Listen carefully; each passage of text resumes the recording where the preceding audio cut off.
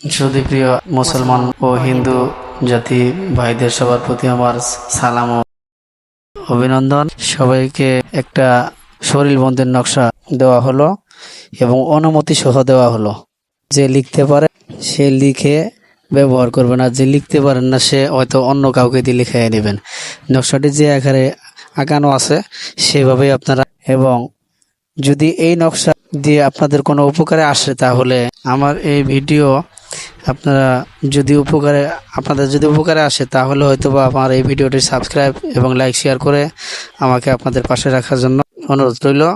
যদি আমাকে প্রয়োজন মনে হয় তাহলে আমার স্ক্রিনে দেওয়া নাম্বারে আপনারা যোগাযোগ করবেন, এবং সকল ধরনের কাজ আমি করে থাকি ইনশাল্লাহ।